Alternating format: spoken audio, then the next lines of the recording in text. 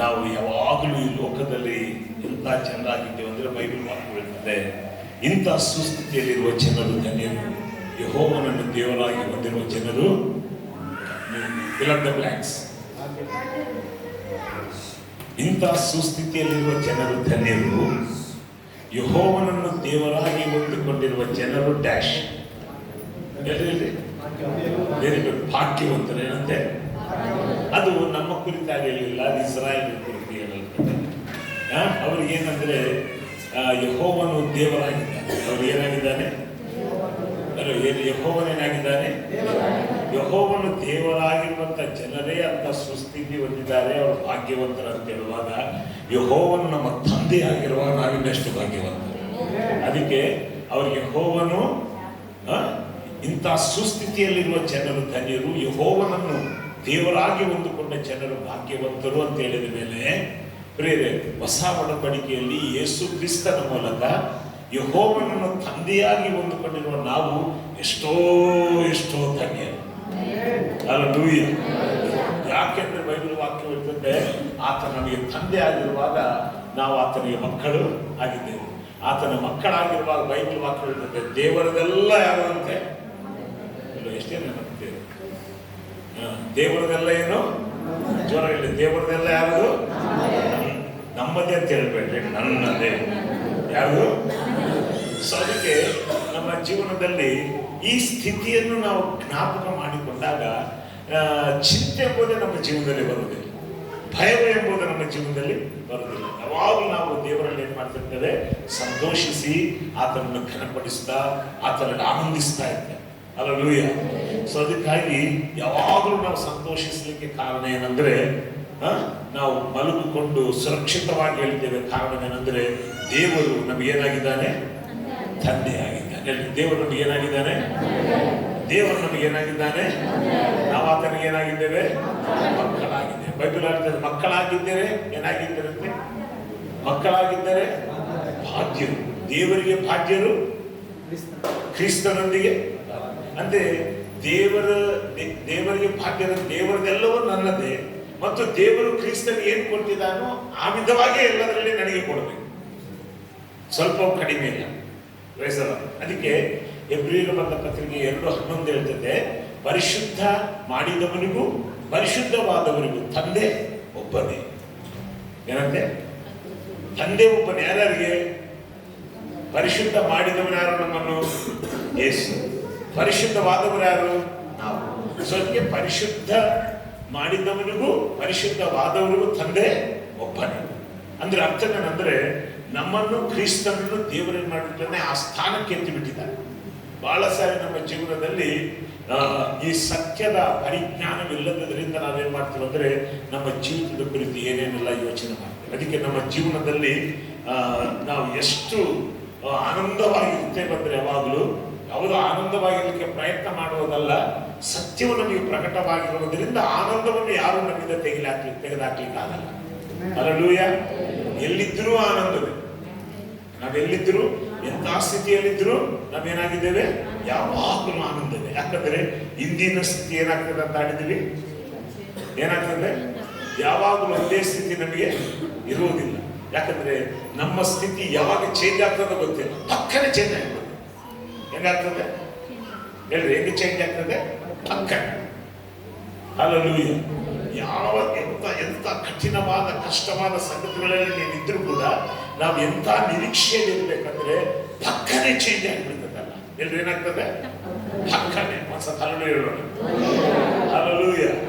So ಅಂತ ಅದ್ಭುತವಾದ ಜೀವಿತ ಕ್ರಿಸ್ತ ಯೇಸುವಿನಲ್ಲಿ ದೇವರು ನಮಗೆ ಅನುಗ್ರಹಿಸಿದ್ದಕ್ಕಾಗಿ ಸ್ತೋತ್ರ.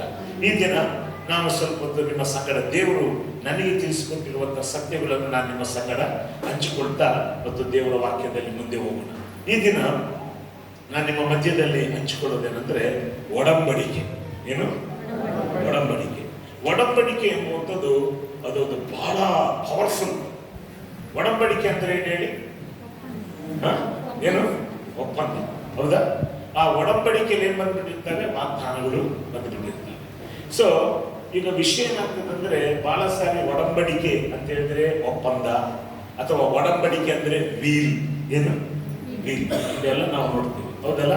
ಸೊ ಅದಕ್ಕೆ ಈ ದಿನ ಸ್ವಲ್ಪ ಹೊತ್ತು ನಾನು ಬೈಬಲ್ನಲ್ಲಿ ಅನೇಕವಾದ ಒಡಂಬಡಿಕೆಗಳಿದ್ದಾವೆ. ಆದರೆ ಅನೇಕವಾದ ಒಡಂಬಡಿಕೆಗಳು ಇದ್ರೂ ಕೂಡ ಬೈಬಲ್ನಲ್ಲಿ ಎರಡೇ ಒಡಂಬಡಿಕೆ ಮುಖ್ಯವಾಗಿ ಕಾಣ್ತವೆ. ಒಂದು ಹಳೆ ಒಡಂಬಡಿಕೆ, ಒಂದು ಹೊಸ ಒಡಂಬಡಿಕೆ. ನಾವು ನೋಡ್ತೀವಿ ಬೈಬಲ್ನಲ್ಲಿ ನಾವು ನೋಡ್ತಿರುವಾಗ ದೇವರು ಮೊಟ್ಟ ಮೊದಲಾಗಿ ಆದಾಮನ ಸಂಗಡ ಏನು ಮಾಡಿದ್ದಾನೆ? ಒಡಂಬಡಿಕೆ ಮಾಡಿಕೊಂಡ. ಆದ ನಂತರ ಯಾರ ಸಂಗಡ ಒಡಂಬಡಿಕೆ ಮಾಡಿದ? ನೋಹನ ಸಂಗಡ ಒಡಂಬಡಿಕೆ ಮಾಡಿದ. ಆದ ನಂತರ ಅಬ್ರಹಾಮನ ಸಂಗಡ ಒಡಂಬಡಿಕೆ ಮಾಡಿದ. ಆದ ನಂತರ ನಾವು ನೋಡ್ತೀವಿ ಮೋಶೆ ಸಂಗಡ ಒಡಂಬಡಿಕೆ ಮಾಡಿದ. ಆದ ನಂತರ ದಾವೀದನ ಸಂಗಡ ಒಡಂಬಡಿಕೆ ಮಾಡಿದ. ಆದ ನಂತರ ಹೊಸ ಒಡಂಬಡಿಕೆಯನ್ನು ಆತನು ಮಾಡಿದ. ಆದರೆ ಇಷ್ಟು ಒಡಂಬಡಿಕೆಗಳಲ್ಲಿ ಇರುವಾಗ ನಾವು ಮುಖ್ಯವಾಗಿ ಬೈಬಲ್ ಗ್ರಂಥದಲ್ಲಿ ನಾವು ನೋಡ್ತೀವಿ ಈ ಎಲ್ಲ ಒಡಂಬಡಿಕೆಗಳನ್ನು ಎರಡು ಒಡಂಬಡಿಕೆಗಳು ಮಾಡಿದ್ದಾರೆ. ಒಂದು ಹಳೆ ಒಡಂಬಡಿಕೆ, ಒಂದು ಹೊಸ ಒಡಂಬಡಿಕೆ. ಪ್ರೀತಿಯಾದ ದೇವರ ಮಕ್ಕಳೇ, ಈ ಒಡಂಬಡಿಕೆಗಳನ್ನು ಕುರಿತು ಸ್ವಲ್ಪ ಹೊತ್ತು ನಾವು ಧ್ಯಾನ ಮಾಡೋಣ. ಸೊ ಅದಕ್ಕೆ ಇವತ್ತು ಯಾರು ನೀನು ನಾನು ಅಂದ್ರೆ ನಾವು ಒಡಂಬಡಿಕೆಯ ಜನರು. ಏನಾಗಿದ್ದೀರಿ? ಒಡಂಬಡಿಕೆ ಜನ ಅಂದ್ರೆ ದೇವರೇ ನಮ್ಮ ಸಂಗಡ ಒಡಂಬಡಿಕೆ ಮಾಡಿದ್ದಾರೆ. ಮತ್ತು ಈ ಒಡಂಬಡಿಕೆಗಳನ್ನು ಬಗ್ಗೆ ಹೇಳುವಾಗ ನಾನು ಎರಡು ಒಡಂಬಡಿಕೆ ಇದೆ ಮುಖ್ಯವಾಗಿ. ಎಷ್ಟು ಒಡಂಬಡಿಕೆ? ಈ ಎರಡು ಒಡಂಬಡಿಕೆಗಳು ಹೇಗಿದ್ದಾವಂದ್ರೆ ಇಬ್ಬರ ಮಧ್ಯದಲ್ಲಿ ನಡೆಯುವಂತ ಒಡಂಬಡಿಕೆ, ಒಬ್ಬನೇ ಇನ್ನೊಬ್ಬರ ಹತ್ರ ಮಾಡಿಕೊಳ್ಳುವ ಒಡಂಬಡಿಕೆ. ಎಷ್ಟು? ಇಬ್ಬರು ಮಾಡಿಕೊಳ್ಳುವ ಒಡಂಬಡಿಕೆ, ಒಬ್ಬನೇ ಮಾಡಿಕೊಳ್ಳುವ ಒಡಂಬಡಿಕೆ. ಈ ಇಬ್ಬರು, ಈಗ ನೋಡಿ ಉದಾಹರಣೆ ನಾನು ಹೇಳ್ತೇನೆ. ಇಬ್ಬರು ಮಾಡಿಕೊಳ್ಳುವ ಒಡಂಬಡಿಕೆಯಲ್ಲಿ ಏನಿರ್ತದಂದ್ರೆ ವಾಗ್ದಾನಗಳು ಇರ್ತವೆ, ಆಜ್ಞೆಗಳು ಇರ್ತವೆ, ಮಾಡಬೇಕಾದ ಕರ್ತವ್ಯಗಳು ಇರ್ತವೆ. ಆದ್ರೆ ಒಬ್ಬನೇ ಮಾಡಿಕೊಂಡ ಒಡಂಬಡಿಕೆಯಲ್ಲಿ ವಾಗ್ದಾನ ಬಿಟ್ಟರೆ ಆಜ್ಞೆ ಇರೋದಿಲ್ಲ.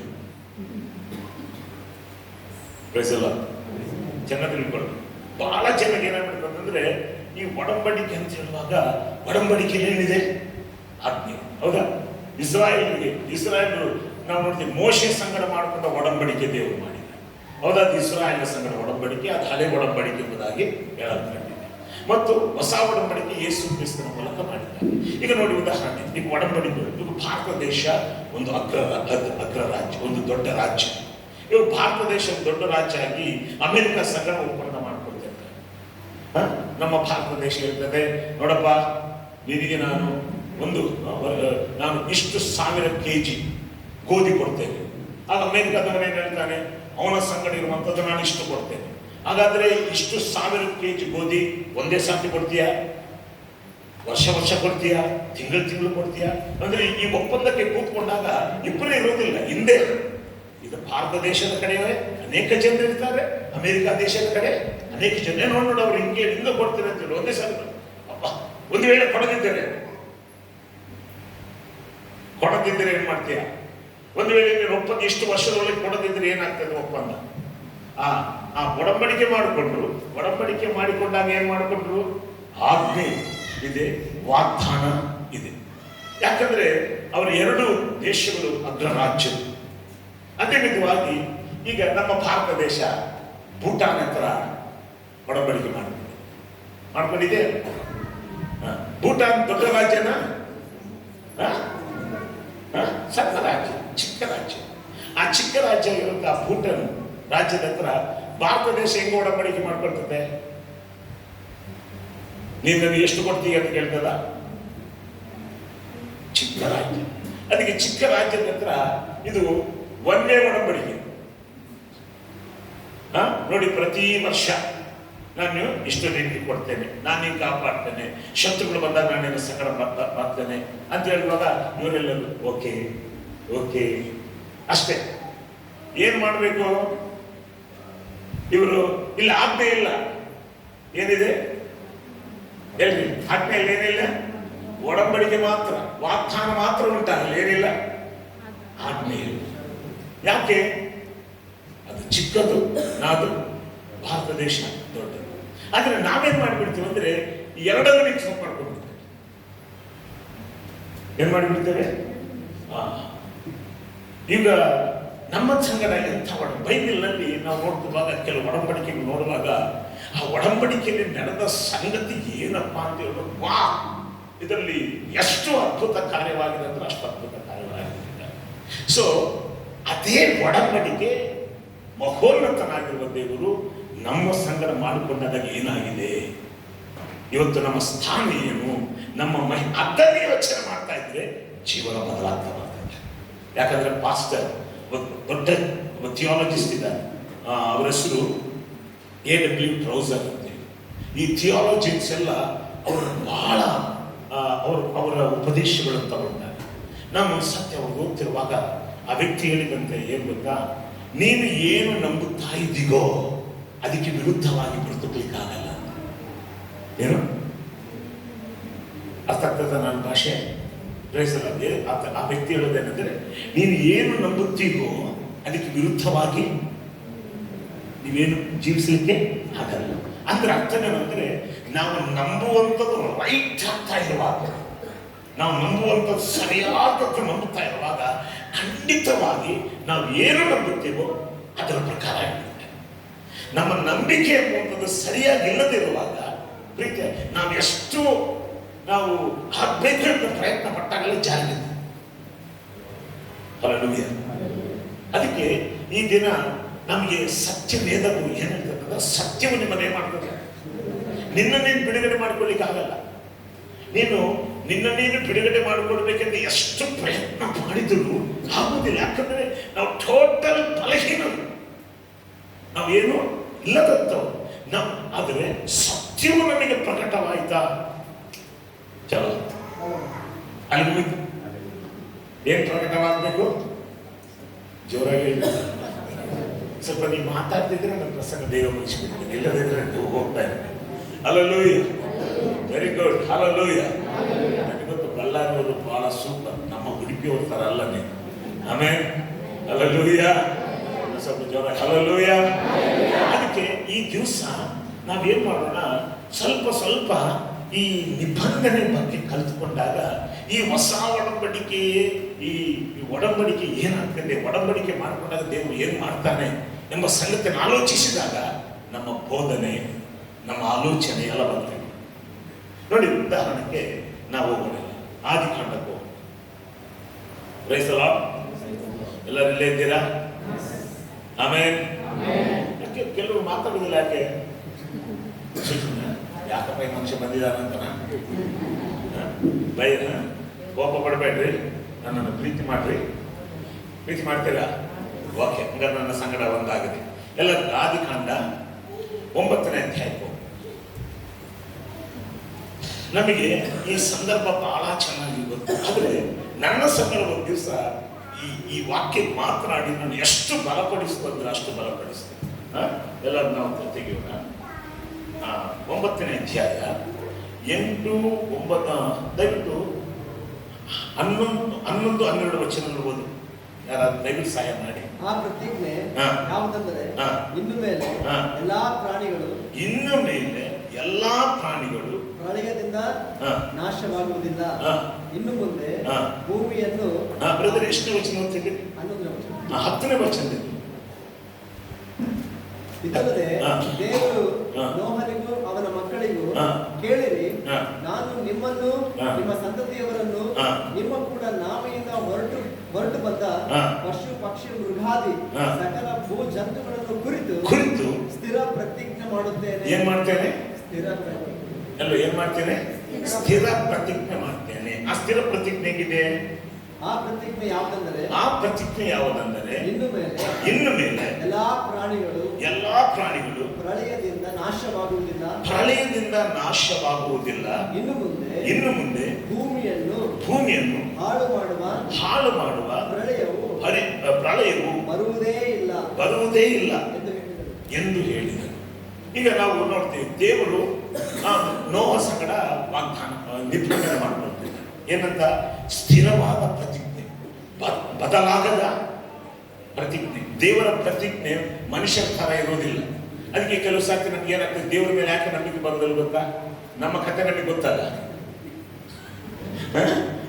ನಮ್ಮ ಕಥೆ ನಮ್ಗೆ ಗೊತ್ತು. ಮಾತು ಕೊಡ್ತೇವೆ, ಯಾವಾಗ ಮಾತು ಚೇಂಜ್ ಮಾಡ್ತೀವೋ ಗೊತ್ತಿಲ್ಲ. ಅದಕ್ಕೆ ನಮಗೆ ಏನಾಗ್ತದೆ ಅಂದ್ರೆ, ಅದರ ದೇವರ ಮಕ್ಕಳಾಗಿರಬಾರ್ದು. ನೀತಿವಂತನಿಗೆ ನಷ್ಟವಾದರೂ ಮಾತ್ರ ಪ್ರಮಾಣ ತಪ್ಪುವುದಿಲ್ಲ, ನೀತಿವಂತರ ಮಾತ್ರ ತಪ್ಪುವುದಿಲ್ಲ. ಯೇಸು ಕ್ರಿಸ್ತನನ್ನು ಸರಿಯಾಗಿ ಅರ್ಥ ಮಾಡಿಕೊಂಡವರು ಮಾತಿನ ಮೇಲೆ ಬದುಕ್ತಾರೆ. ಆದರೆ ಮನುಷ್ಯರ ಸ್ವಭಾವ ಏನಂದ್ರೆ ಮನುಷ್ಯನು ಎಲ್ಲ ಎರಡು ಮಾತು, ಈಗ ಮಾಡ್ತೀನಿ, ಈಗ ಇರ್ತೇನೆ, ನಾನು ನಿಮ್ಮ ಸಂಗಡ ಇರ್ತೀನಿ ಅಂತ ಯಾವಾಗ ಕೈ ಬಿಟ್ಟು ಹೋಗ್ತಾ. ಅದಕ್ಕೆ ನಮ್ಗೆ ಏನೇನು ಬರ್ತದೆ, ಈ ಒಡಂಬಡಿಕೆ ಮಾಡ್ಕೊಂಡಿರ್ತಾರಲ್ಲ, ಈ ಮನುಷ್ಯರಲ್ಲಿ ಆಗ್ತಿರುವ ಸಂಗತಿ ನೋಡಿಬಿಟ್ಟು ದೇವರ ಮೇಲೆ ಕೂಡ ಡೌಟ್ ಬಂದ್ಬಿಡ್ತಾರೆ. ಯಾಕೆ ಇದು ಎಷ್ಟು ವರ್ಗ ಇರ್ತದಪ್ಪ ಅಂತೇಳಿ. ಸೊ ಆದರೆ ದೇವರು ಮಾತ್ರ ಅಂತವನಲ್ಲ. ದೇವರಂತವನು ಸ್ಥಿರವಾದ ಆಜ್ಞೆ ಹೇಳಿದಂತೆ ಹೇಳ್ತಿದ್ರೆ ಏನಂತೆ, ಸ್ಥಿರ ಪ್ರತಿಜ್ಞೆ ಮಾಡುತ್ತೇನೆ. ಏನು ಆ ಸ್ಥಿರ ಪ್ರತಿಜ್ಞೆ? ಇನ್ನು ಮೇಲೆ ನಾನೇ ಮಾಡೋದಿಲ್ಲ. ಅಲ್ಲೋ, ಇನ್ನು ಮೇಲೆ ಏನ್ ಮಾಡೋದಿಲ್ಲ, ನಾನು ಭೂಮಿಯನ್ನು ಜಲಪ್ರಳಯದಿಂದ ನಾಶ.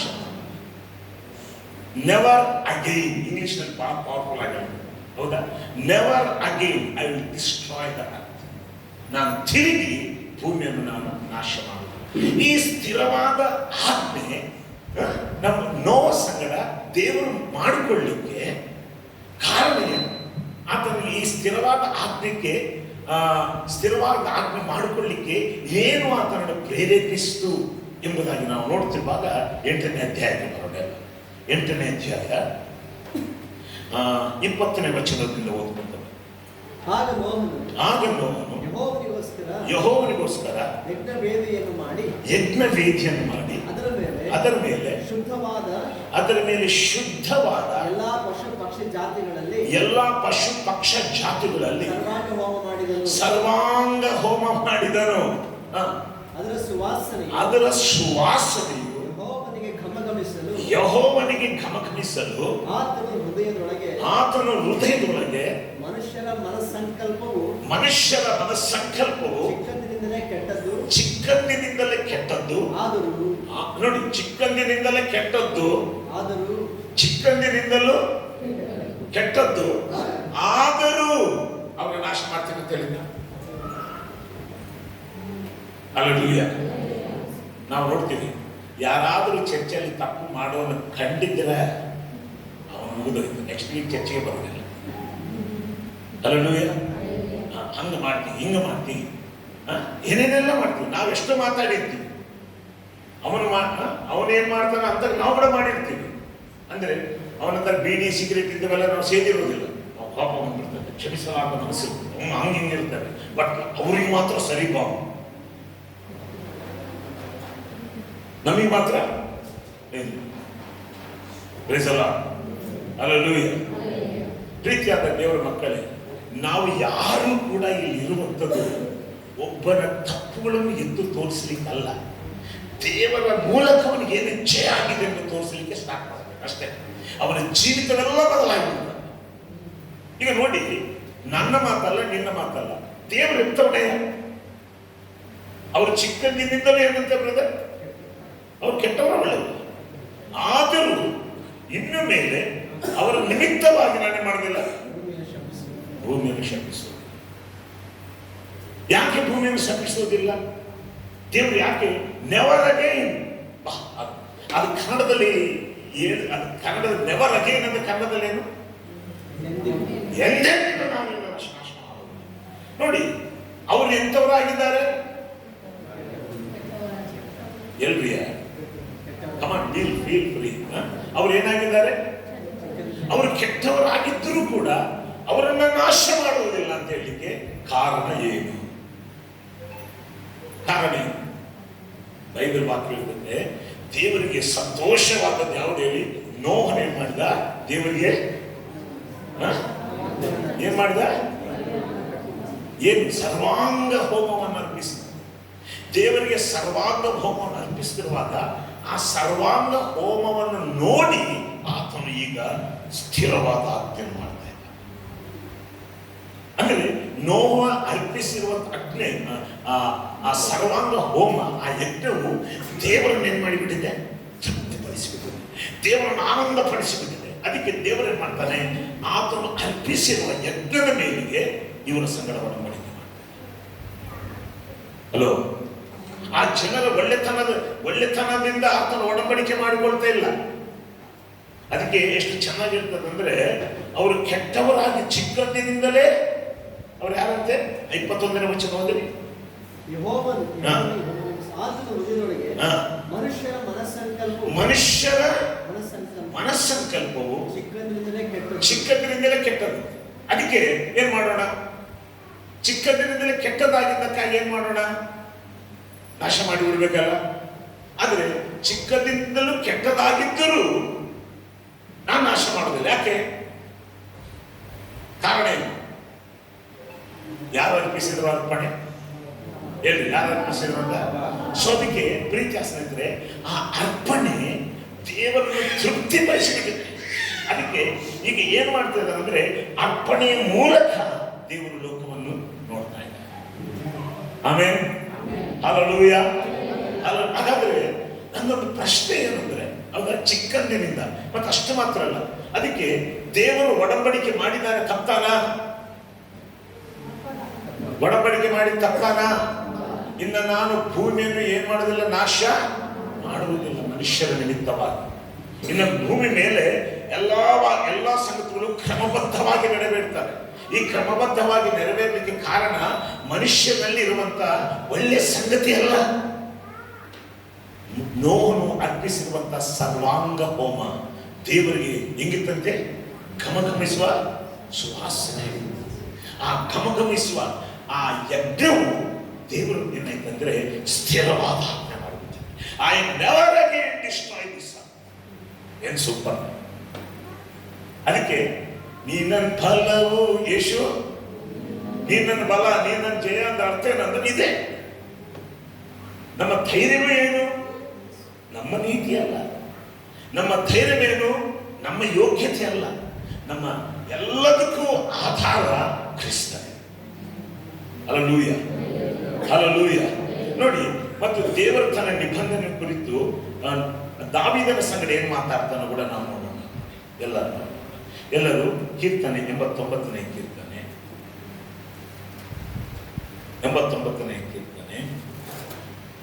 3ನೇ ವಚನದಿಂದ ಹೋದ್ರಿ. ನೀವು ನುಡಿದದ್ದೇನೆಂದರೆ, ನಾನು ಆರಿಸಿಕೊಂಡ ಸೇವಕನಾದ ದಾವೀದನ ಸಂಗಡ ಒಡಂಬಡಿಕೆ ಮಾಡಿಕೊಂಡು, ನೋಡಿ, ಒಡಂಬಡಿಕೆ ಮಾಡಿಕೊಂಡು ಆಣೆಯಿಟ್ಟು ಶಾಶ್ವತವಾಗಿ ನಿನ್ನ ಸಂತತಿಯನ್ನು ಸ್ಥಾಪಿಸುವೆನು. ತಲತಲಾಂತರಗಳಿಗೂ ನಿನ್ನ ಸಿಂಹಾಸನವನ್ನು ಸ್ಥಿರಪಡಿಸುವೆನು ಎಂದು ಹೇಳಿದ್ದೇನೆ.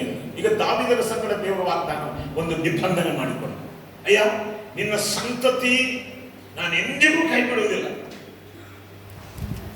ಅದಕ್ಕೆ ದೇವರು ಏನ್ ಮಾಡ್ಬೇಕಾಯ್ತು? ದಾವೀದನ ಸಂತತಿಯಲ್ಲಿ ಎಷ್ಟು ಕೆಟ್ಟವನು ಬಂದರೂ ಕೂಡ ಅವನನ್ನು ಏನ್ ಮಾಡ್ಬೇಕು? ಕಾಪಾಡಲೇಬೇಕು. ಓಕೆ, ನನ್ನೊಂದು ಪ್ರಶ್ನೆ, ದೇವರಿಗೆ ಇವನ ಸಂತಾನದಲ್ಲಿ ಕೆಟ್ಟವರು ಬರ್ತಾರಂತ ಗೊತ್ತಿಲ್ವಾ? ಏನ್ರಿ? ಬೈಬಲ್ ವಾಕ್ಯ ಹೇಳ್ತಿದೆ, ಕಾರ್ಯ ಆರಂಭದಲ್ಲಿಯೇ ದೇವರಿಗೆ ಕಾರ್ಯ ಹಂಚಿ ಹೋಗುತ್ತದೆ. ಆದಾಮನನ್ನು ಮಾಡುವಾಗಲೇ ದೇವರಿಗೆ ಗೊತ್ತಿತ್ತು ಏನು, ಈ ಆದಾಮ ಏನ್ ಮಾಡ್ತಾನೆ? ನನಗೆ ವಿರುದ್ಧವಾಗಿ ಪಾಪ ಮಾಡ್ತಾನೆ. ಆದರೆ ದೇವರು ಏನಿಲ್ಲ, ಆದಾಮ ಸಂಗಡ ನಾನು ನಿನ್ನನ್ನು ಆಶೀರ್ವದಿಸಿದೆ, ಹೌದಾ? ಬಟ್ ಈಗ ಆದಾಮನು ತಪ್ಪು ಮಾಡಿಬಿಟ್ಟ. ತಪ್ಪು ಮಾಡ್ತಾನಂತ ಗೊತ್ತಿಲ್ವಾ ದೇವರಿಗೆ? ಅದಕ್ಕೆ ಬೈಬಲ್ನಲ್ಲಿ ದೇವರ ಸಂಕಲ್ಪ ಎಂಬುದನ್ನು ಯೋಚನೆ ಮಾಡ್ತಾ ಹೋದರೆ ಉಂಟಲ್ಲ, ಮನುಷ್ಯನ ಗ್ರಾಹ್ಯಕ್ಕೆ ಮೀರಿ ಹೋಗ್ಬಿಡುತ್ತೆ. ನಾವು ಇದನ್ನು ಏನು ಯೋಚನೆ ಮಾಡುವುದಿಲ್ಲ. ಆದಾಮನು ಪಾಪ ಮಾಡ್ತಾನಂತ ದೇವರು ಆದಾಮನ ಯಾಕೆ ಉಂಟು ಮಾಡಬೇಕು? ಓಕೆ, ಆದಾಮನು ಪಾಪ ಮಾಡಿದಾಗ ಮತ್ತೆ ಈ ಆದಾಮನೇ ಪಾಪ ಮಾಡಿ ನಾನೇನಾಗಿದ್ರೆ ಮಾಡ್ತಿದ್ದೆ ಗೊತ್ತಾ? ಅಮ್ಮ ನನ್ನ ಮಗನೇ ನೀನು ಪಾಪ ಮಾಡಿಬಿಟ್ಟಿದೀಯ ಅಂತ ಸಾಯಿಸ್ಬಿಟ್ಟು ಮತ್ತೆ ಇನ್ನೊಬ್ಬರು ಮಾಡೋಣ. ಅದಕ್ಕೆ ದೇವ್ರು ಯಾಕೆ ಮಾಡಲಿಲ್ಲ? ದೇವ್ರ ಮಾಡಿದ್ದ? ಅದು ಬಿಡಿ. ಇನ್ನೊಂದು ವಚನ ಬೈಬಲ್ನಲ್ಲಿ ನಾವು ಮನುಷ್ಯನು ತಪ್ಪುತ್ತಾನೆ ಎಂಬುದಾಗಿ ದೇವರು ಮೊದಲೇ ತಿಳಿದಂತೆ ನಾವು ನೋಡ್ತೀವಿ. ಪ್ರಕಟಣೆ ಗ್ರಂಥ 13ನೇ ಅಧ್ಯಾಯ 7ನೇ ವಚನ ಹೇಳ್ತದೆ, ಜಗತ್ತುತ್ಪತ್ತಿಗೆ ಮುಂಚೆ ವಧಿಸಲ್ಪಟ್ಟ ಯಜ್ಞದ ಕುರಿಮರಿ. ಯಾವಾಗ? ಜಗತ್ತು ಅಂದ್ರೆ ಮನುಷ್ಯನನ್ನು ಉಂಟು ಮಾಡೋದಕ್ಕಿಂತ ಮುಂಚೆ ಮನುಷ್ಯನಿಗೆ ತಪ್ಪುತ್ತಾನೆ ಅಂತ ಗೊತ್ತಿದ್ದು ರಕ್ಷಕನನ್ನು ಉಂಟು ಮಾಡಿ ಮತ್ತೆ ಮನುಷ್ಯನನ್ನು ಮಾಡಿದ.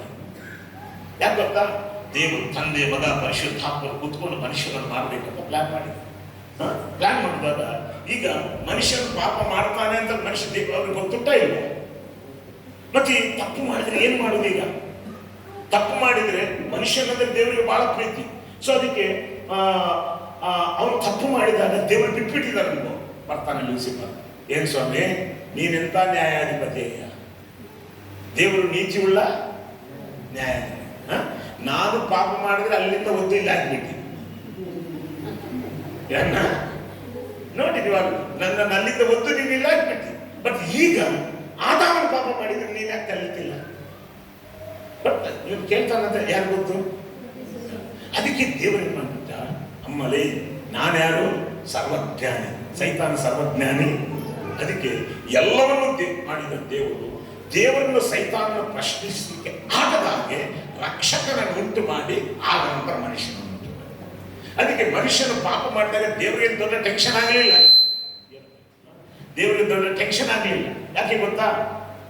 ಮನುಷ್ಯನ ಪಾಪ ಮಾಡಿದಾಗ ಈ ಸಂತಾನ ಈಕೆ ಸಂತಾನ ನಿನ್ನ ತಲೆಯನ್ನು ಅವನನ್ನು ಕೂಡ ಪಾಪ ಮಾಡಿಸ್ಬಿಟ್ಟು ಬಹಳ ಖುಷಿ ಆಗಿತ್ತು ಅವನಿಗೆ. ಆದರೆ ದೇವರು ಮೊದಲೇ ಪ್ಲಾನ್ ಮಾಡಿಬಿಟ್ಟು ನೀನು ಪಾಪ ಮಾಡಿಸಿದಲ್ಲ ನೋಡಿ ನಿನ್ನ ತಲೆ ಹೋಯ್ತು. ಈಗ ಕ್ಷಣ ಕ್ಷಣಕ್ಕೂ ಸೈತಾನಿಗೆ ಸಂಕಟವೇ. Hallelujah, hallelujah. ಸೊ ಅದಕ್ಕೆ ದೇವರ ಹೃದಯವನ್ನು ನಾವು ಅರ್ಥ ಮಾಡ್ಕೊಂಡ್ಬಿಟ್ರೆ ನಮ್ಮ ಜೀವನದಲ್ಲಿ ಅದನ್ನು ಬಿಟ್ಟು ಹೋಗ್ಲಿಕ್ಕೆ ಆಗೋದಿಲ್ಲ. ದೇವರ ಹೃದಯವನ್ನು ನೀನು ಅರ್ಥ ಮಾಡಿಕೊಳ್ಳದಿದ್ರೆ ನೀನು ಏನು ಕೂಡ ಅರ್ಥ ಆಗೋದಿಲ್ಲ. ಹಲ್ಲೆಲೂಯಾ. ಸೊ ಇಲ್ಲಿ ದಾವೀದನ ವಿಷಯದಲ್ಲಿ ದೇವರು ಹೇಳ್ತಾನೆ ಏನಂದ್ರೆ, ತಲಾಂತರಿಗೂ ನಿನ್ನ ಸಿಂಹಾಸನವನ್ನು ಏನ್ ಮಾಡುವೇನು? ಸ್ಥಿರಪಡಿಸುವನೆಂದು ಹೇಳಿದ್ದೆ. ನೋಡಿ ಈಗ ನಾವು ನೋಡೋಣ ಇನ್ನ ದೇವರು ಏನ್ ಹೇಳ್ತಾರೋ ನೋಡೋಣ. ನೋಡಿ ದಯವಿಟ್ಟು 30ನೇ ವಚನದಿಂದ ಓದಿ. ಅಲ್ಲ ಕ್ಷಮಿಸಿ, 28ನೇ ವಚನ. ನನ್ನ ಕೃಪೆಯು ಅವನಲ್ಲಿ ಶಾಶ್ವತವಾಗಿರುವುದು. ವಾವ್, ಹೇಗಿರ್ತದೆ? ಯಾರ ಮೇಲೆ? ದಾವೀದನ ಮೇಲೆ. ನಮ್ಮ ಮೇಲಲ್ಲ. ಅಲ್ಲಿ ನೋವು ಸಂಗಡ ಮಾಡಿದ್ದಾನೆ, ಇಲ್ಲಿ ಯಾರು ಸಂಗಡ ಮಾಡಿದ್ದಾನೆ? ನಾವು ನಮಗೆ ಒಡಂಬಡಿಕೆಗೆ ಸಂಬಂಧ ಇಲ್ಲ. ಬಹಳ ಇದು ಯಾರ್ದು?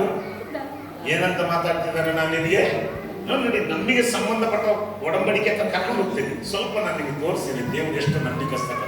ಇಲ್ಲಿ ಏನ್ ಹೇಳ್ತಾರೆ? ನನ್ನ ಕೃಪೆಯು ಅವನಲ್ಲಿ ಶಾಶ್ವತವಾಗಿರುವುದು. ಅಂದ್ರೆ ಶಾಶ್ವತವಾಗಿರುವುದಂತ ಹೇಳಿದ ಮೇಲೆ ಅವನು ತಪ್ಪು ಮಾಡಿದ ತೆಗೆದಾಕ್ಬೇಕಲ್ಲ. ಆಗ ಶಾಶ್ವತವಾಗಿರುವುದಂದ್ರೆ ತಪ್ಪು ಮಾಡಿದ ಮೇಲೆ ತೆಗೆದಾಕ್ತಾನ?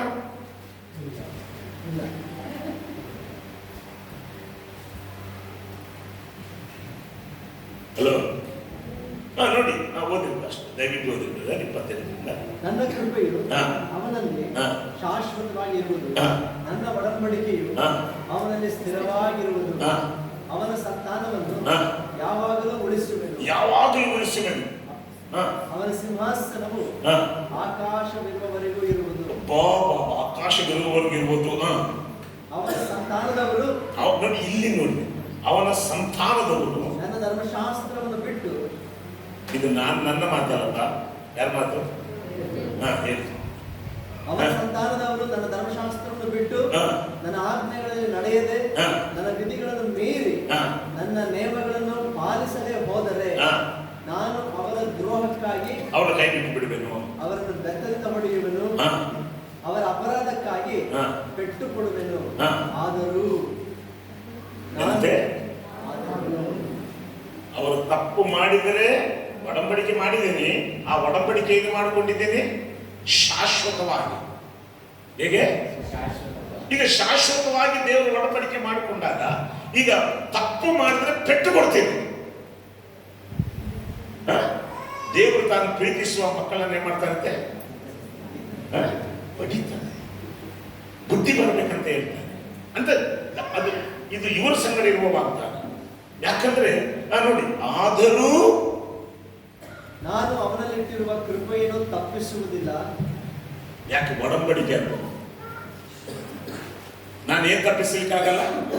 ಅವನಲ್ಲಿಟ್ಟಿರುವ ಕೃಪೆಯನ್ನು ಈಗ ನಮ್ಮ ದೃಷ್ಟಿಗೆ ಏನಾಗ್ಬೇಕು? ತಪ್ಪು ಮಾಡಿದವನು ಏನಾಗ್ಬೇಕು? ದೇವರ ಕೃಪೆ ಹೋಗ್ಬಿಡ್ಬೇಕು. ಹೋಗ್ಬೇಕೇ ಅಲ್ವಾ?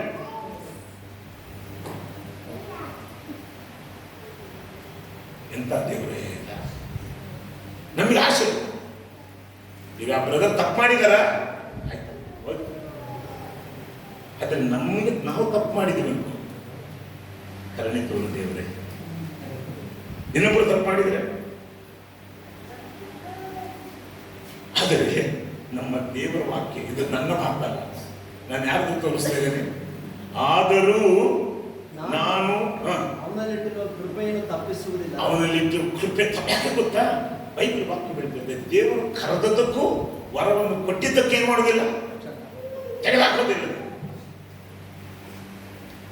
ಓಕೆ, ನನ್ನ ನಂಬಿಗಸ್ತಿಕೆಯಿಂದ ಜಾರುವುದಿಲ್ಲ. ನನ್ನ ನಂಬಿಕಸ್ತಿಕೆಯಿಂದ ಜಾರುವುದಿಲ್ಲ. ಅದಕ್ಕೆ ಹೊಸ ಒಡಂಬಡಿಕೆಯಲ್ಲಿ ನಾವು ನೋಡ್ತೀವಿ, ನಾವು ಅಪನಂಬಿಕಸ್ಥರಾದರೂ ಆತನೇನಾಗಿದ್ದಾನೆ.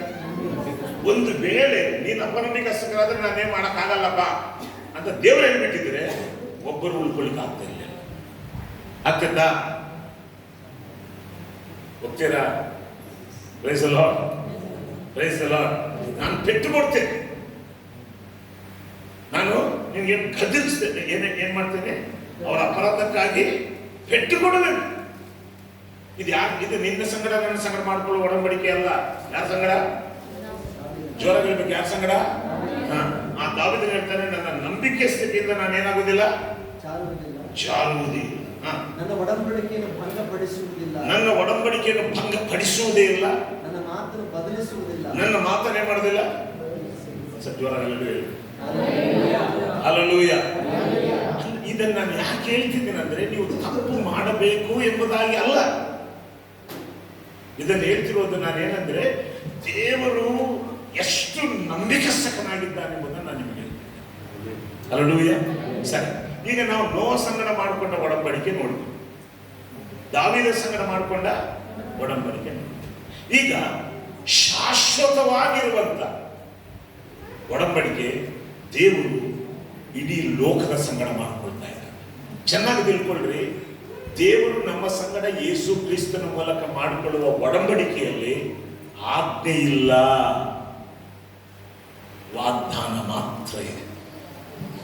ಯಾಕಂದ್ರೆ ಆತನಿಗೂ ನಮಗೂ ನಡೆದಿಲ್ಲ. ಸ್ವಾಮಿ ನೀನ್ ಹಿಂಗ ಮಾಡಿದ್ರೆ ನಾನು ಹಿಂಗ ಮಾಡ್ತೀನಿ. ಯಾಕಂದ್ರೆ ನಮಗೆ ದೇವರ ಹತ್ರ ಹಾಗೆ ಮಾತ್ರ ಮಾಡ್ಕೊಳ್ಳಿಕ್ಕೆ ಆಗ್ತದಾರೆ? ಇಲ್ಲ. ಅದಕ್ಕೆ ಆತನೇ ಮಾಡ್ದ, ಆತನೇ ನಮ್ಮ ಸಂಗಡ ಒಡಂಬಡಿಕೆ ಮಾಡ್ದ. ಈ ಹೊಸ ಒಡಂಬಡಿಕೆಯಲ್ಲಿ ಏನಿದೆ? ಆಶೀರ್ವಾದವಿದೆ, ವಾಗ್ದಾನವಿದೆ, ಆದ್ರೆ ಏನಿಲ್ಲ.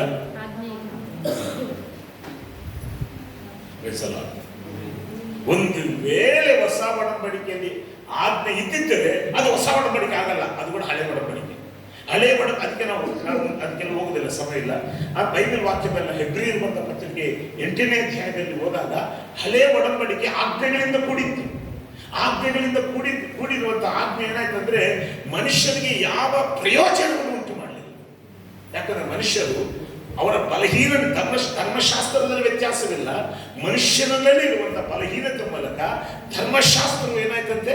ನಿರರ್ಥಕವಾಯಿತು. ಅಂದ್ರೆ ಧರ್ಮಶಾಸ್ತ್ರವು ಮನುಷ್ಯನಿಗೆ ಯಾವ ಸಹಾಯ ಮಾಡಲಿಕ್ಕಾಗಲ್ಲ. ಅದಕ್ಕೆ ದೇವರೇನ್ ಮಾಡ್ದ? ಹೊಸದನ್ನು ಮಾಡಿದ. ಅಂದ್ರೆ ಹಳೇದಂದ್ರೆ ಅರ್ಥ ಏನಂದ್ರೆ ತುಂಬಾ ವರ್ಷಗಳಾಯ್ತು, ಅದಕ್ಕೆ ಆಗಿದ್ದಲ್ಲ. ಇದು ಹೊಸ ಒಡಂಬಡಿಕೆ. ಹೊಸ ಒಡಂಬಡಿಕೆ ಅಂದ್ರೆ ನಿನ್ನೆ ಮನೆ ಮಾಡ್ಕೊಂಡಿದ್ದಕ್ಕಾಗಿ ನಾವು ಹೊಸ ವಾಚ್ ಕೊಂಡ್ಕೊಂಡಾಗ ಹೊಸ ವಾಚು, ಹಳೇದಂದ್ರೆ ಎಷ್ಟೋ ವರ್ಷಗಳು ಆಗಲ್ಲ. ಹಳೇದು ಅಂದ್ರೆ ಅರ್ಥ ಏನಂದ್ರೆ ಅದು ಮನುಷ್ಯನಿಗೆ ಏನ್ ಮಾಡ್ಲಿಕ್ಕೆ ಆಗ್ಲಿಲ್ಲ, ನೆರವೇರಿಸಲಿಕ್ಕೆ ಆಗಲಿಲ್ಲ. ಸರಿ, ಆದ್ರೆ ಫಸ್ಟ್ ಮನುಷ್ಯನ ನೆರವೇರಿಸಲಿಕ್ಕೆ ಆಗದೆ ಇರುವ ಆಜ್ಞೆಯನ್ನು ದೇವ್ರು ಯಾಕೆ ಮಾಡಿಕೊಂಡ? ಇವ್ರು ಹೇಳಿದ್ರು ನಾವು ಮಾಡ್ತೀವಿ. ಯಾರು? ಇಸ್ರಾಯೇಲ್. ದೇವರಲ್ಲಿ ಆಜ್ಞೆಗಳು ಕೊಟ್ಟ. ಸ್ವಾಮಿ ನಮ್ಮ ಕೈಯಲ್ಲಿ ಆಗಲ್ಲ ಅಂತ ಹೇಳಿದ್ರೆ ದೇವರು ಹೌದಾ ಆಯ್ತು ನಾನು ನಿಂಗೆ ಆಜ್ಞೆ ತೆಗಿತೀನಿ ಅಂತ ಹೇಳ್ತೀನಿ. ಆದ್ರೆ ಇವರಾಗಲ್ಲ. ಆಯ್ತು ಸ್ವಾಮಿ ನೀವೇನು ಹೇಳಿದ್ರು ಅಷ್ಟು ಅಹಂಕಾರದಲ್ಲಿ ಮಾತಾಡಿದ್ರು, ಬಹಳ ಹೊಗಳಿದ್ ಬಿಟ್ರು. ನಾವು ನೆರವೇರಿಸ್ತೇನೆ ಆಜ್ಞೆ. ಆಯ್ತಪ್ಪ ನೋಡಪ್ಪ, ಹಿಂಗೆ ನೆರವೇರಿಸದಿದ್ರೆ ನಾನು ಹಿಂಗೆ ಮಾಡ್ಬೇಕಲ್ಲ. ಅದಕ್ಕೆ ಏನ್ ಮಾಡ್ತಿರು? ಧರ್ಮಶಾಸ್ತ್ರ ಬರೋರಿಗೆ ಯಾರು ಸಾಯಲಿಲ್ಲ, ಪಾಪ ಮಾಡಿದ್ರು. ಆದ್ರೆ ಧರ್ಮಶಾಸ್ತ್ರ ಬಂದ ಮೇಲೆ ಒಂದೇ ಸಾತಿ 3,000 ಜನ ಬಡಕ್. ಇದೆಲ್ಲ ಯಾರು ತಗೊಂಡಿದ್ದು? ಮನುಷ್ಯರು. ಅದಕ್ಕೆ ದೇವರೇನ್ ಮಾಡಿದ? ಈ ಒಂದು ಹಳೆ ಒಡಂಬಡಿಕೆಯಿಂದ ಮನುಷ್ಯನೇನಾಗಲಿಲ್ಲ, ಯೋಗ್ಯ ಸ್ಥಿತಿ ಬರಲಿಲ್ಲ. ದೇವರು ತನ್ನ ಪ್ರಿಯ ಮಗನಾದ ಯೇಸು ಕ್ರಿಸ್ತನ ಮೂಲಕ ಆತನು ಇನ್ನೊಂದು ಒಡಂಬಡಿಕೆ ಮಾಡಿಕೊಂಡ. ಅದೇ ಹೊಸ ಒಡಂಬಡಿಕೆ. ಆ ಹೊಸ ಒಡಂಬಡಿಕೆ ಹೇಗಿದೆ ಅಂದರೆ ರಕ್ತದಿಂದ ಸ್ಥಾಪಿತವಾದ ಶಾಶ್ವತವಾಗಿರುವ ಒಡಂಬಡಿಕೆ. ನೋಡಿ, ಎಲ್ಲ ನಾವು ತೆಗೆಯೋಣ. ಮತ್ತಾಯನ ಬರೆದ ಸುವಾರ್ತೆ 26ನೇ ಅಧ್ಯಾಯ. ಬೇಗ ಮತ್ತಾಯನ ಬರೆದ ಸುವಾರ್ತೆ 26ನೇ ಅಧ್ಯಾಯ 27-28 ವಚನಗಳು. ಇದು ನನ್ನ ದೇಹ ಅಂದನು. ಆಮೇಲೆ ಹಾ. ಪಾತ್ರವನ್ನು ತೆಗೆದುಕೊಂಡು ಸ್ತೋತ್ರ ಮಾಡಿ ಹಾ. ಅವರಿಗೆ ಕೊಟ್ಟು, ಹಾ. ಇದರಲ್ಲಿರುವುದನ್ನು ಎಲ್ಲರೂ ಕುಡಿಯಿರಿ. ಹಾ. ಇದು ನನ್ನ ರಕ್ತ, ಹಾ. ಇದು ಒಡಂಬಡಿಕೆಯ ರಕ್ತ. ಇದು ಯಾವ ರಕ್ತ? ಒಡಂಬಡಿಕೆಯ ರಕ್ತ. ಇದು ಯಾವ ಒಡಂಬಡಿಕೆ? ಹೊಸ ಒಡಂಬಡಿಕೆ. ಈ ಹೊಸ ಒಡಂಬಡಿಕೆ ಯಾರ ಸಂಗಡ ಮಾಡ್ತಿದ್ದಾನೆ ದೇವರು? ಮನುಷ್ಯರಾದ ನಮ್ಮ ಸಂಗಡ. ಈ ಹೊಸ ಒಡಂಬಡಿಕೆಗೆ ಆತನು ಏನಿರ್ತಾನಂದ್ರೆ ನನ್ನ ರಕ್ತದಿಂದ ಸ್ಥಾಪಿತವಾದ ಹೊಸ ಒಡಂಬಡಿಕೆ. ಹೊಸ ತರಡು ಹೇಳೋಣ. ಯಾವುದರಿಂದ ಸ್ಥಾಪಿತವಾಗಿದೆ? ರಕ್ತದಿಂದ. ಈಗ ದೇವರು ನಮ್ಮನ್ನು ಡೀಲ್ ಮಾಡುವ ವಿಧಾನ ಏನಂದ್ರೆ ನಿನ್ನ ಯೋಗ್ಯತೆ ಮೇರೆಗೆ ಅಲ್ಲ. ದೇವರು ನಮ್ಮನ್ನು ಹೇಗೆ ಹೊಸ ಒಡಂಬಡಿಕೆ ಅಂದ್ರೆ ಆತನ ಮಗನ ರಕ್ತದ ಮೂಲಕ. ಆತನ ಮಗನ ಏನ್ ಮಾಡ್ತಾನೆ? ಈಗ ನೀನೇನಾದರೂ ಅಪರಾಧ ಮಾಡಿಬಿಟ್ಟು, ಅಪರಾಧ ಮಾಡಿದವನು ದೇವರು ಮುಂದೆ ಹೇಗೆ ನಿಲ್ತಾನೆ? ದೇವರವನನ್ನು ಇವನು ಅಪರಾಧ ಮಾಡಿದಾನಂದ್ರೆ, ಯಾಕಂದ್ರೆ ಬೈಬಲ್ ಹೇಳ್ತಿದ್ದೆ ದೇವರು ನೀತಿವಂತನು, ಮನುಷ್ಯನು ಪಾಪಿ. ಅದಕ್ಕೆ ದೇವರ ಶಾಪ ಅವನ ಮೇಲೆ ಬರಬೇಕು. ಟಕ್ಕ ದೇಶ ನಿಲ್ತಾನೆ. ಸ್ವಾಮಿ, ಅವನಿಗಾಗಿ ಏನಿದೆ? ಏನು ಸುರಿಸಿದ್ದೇನೆ? ರಕ್ತ. ನೀನೇನ್ ಮಾಡ್ಲಿಕ್ಕಿಲ್ಲ. ಆಲೋಚನೆ ಮಾಡಿ, ನೋಹವನ್ನು ಅರ್ಪಿಸಿರುವಂತ ಆ ಸರ್ವಾಂಗ ಹೋಮಕ್ಕೆ ದೇವರು ಇನ್ನು ಭೂಮಿಯನ್ನು ನಾನು ನಾಶ ಮಾಡುವುದಿಲ್ಲ ಅಂತ ಹೇಳಿದ ಮೇಲೆ ಹೊಸ ದಾವೀದನ ಸಂಗಡ ಏನ್ ಹೇಳ್ದ? ನಾನು ಬೆತ್ತ ಹಿಡ್ಕೊಂಡು ಹೊಡಿದ್ದೇನೆ. ಆದರೆ ಕ್ರಿಸ್ತನ ರಕ್ತ ಒಡಂಬಡಿಕೆಯಲ್ಲಿ ಏನಾಗಿದೆ ಗೊತ್ತಾ? ಇನ್ನೊಂದು ವಚನ ತೋರಿಸುತ್ತಾನೆ. ಯೆಶಾಯ ಪ್ರವಾದನೆ ಗ್ರಂಥ 54ನೇ ಅಧ್ಯಾಯ 9ನೇ ವಚನ. ಬೇಗ ಮುಗಿದು. ಯೆಶಾಯ ಪ್ರವಾದನೆ ಗ್ರಂಥ 54:9. ಇದು ಹೊಸ ಒಡಂಬಡಿಕೆ ಕುರಿತು ದೇವರಲ್ಲಿ ಮಾತನಾಡ್ತಾರೆ. ಹೋದ್ರಿ? ನಿನ್ನನ್ನು ತ್ಯಜಿಸಿದ್ದು ನನಗೆ ನೋಹನ ಕಾಲದ ಜಲಪ್ರಳಯದಂತಿದೆ. ನೋಡಿ, ಇನ್ನೊಂದು ಗಮ್ಮತ್ ಏನ್ ಗೊತ್ತಾ? ಹಳೆ ಒಡಂಬಡಿಕೆಯನ್ನು ದೇವರು ಯಾರ ಹತ್ರ ಮಾಡಿಕೊಂಡ? ಇಸ್ರಾಯೇಲ್. ಹೊಸ ಒಡಂಬಡಿಕೆಯನ್ನು ದೇವರು ಯಾರ ಹತ್ರ ಮಾಡಿಕೊಂಡ? ನಮ್ಮ ಹತ್ರ ಅಲ್ಲ, ಇಸ್ರಾಯೇಲ್. ಯಾರ ಹತ್ರ ಹಳೆದಿದೆಯೋ ಅವ್ರ ಹತ್ರ ಹೊಸದು ಮಾಡಿಕೊಂಡ. ನಾನು ನೀನು ನಂಬಿಕೆಯಲ್ಲಿ ಸೇರ್ಕೊಂಡಿವಿ. ಆತ ಉಚಿತಾರ್ಥವಾದ ಕೃಪೆಯಿಂದ ಈ ದಿನ ನಾವು ಮಾಡ್ತೀವಿ. ನಿಬಂಧನ ಚಿನುಲಂ మేము నిరీక్షణ కనులం నిజమగు దేవుని శిలువ రక్తపు సంబంధులం మేము నిబంధన చెదులం. అర్థం మీరు పాట తెలుసా? నిబంధన చెదులం. నేను నిరీక్షణ కనులం నిజమగు దేవుని శిలువ రక్తపు సంబంధులం. నీవు ఏ విధంగా దేవునితో ఒడంబడిక చేసుకున్నాడంటే తన ప్రియ కుమారుని రక్తమును బట్టి. అందుకని ఆయన పంపించేసినాడు. ఆ రక్తము బట్టినే దేవుడు నిన్ను వ్యవహరిస్తాడని నిలిస్తే, ఆ రక్తముని విడిచిపెడితే నేను నీ నాశనం. హల్లెలూయా.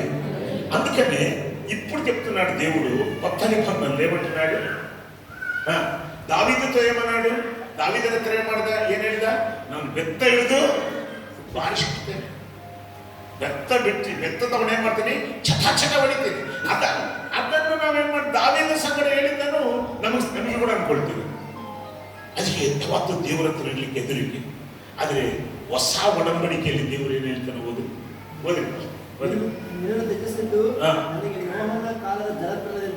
ನಾನು ನಿಮ್ಮನ್ನು ತ್ಯಜಿಸಿದ್ದು ನೋಹನ ಕಾಲದ ಜಲಪ್ರಳಯಂತಿದೆ.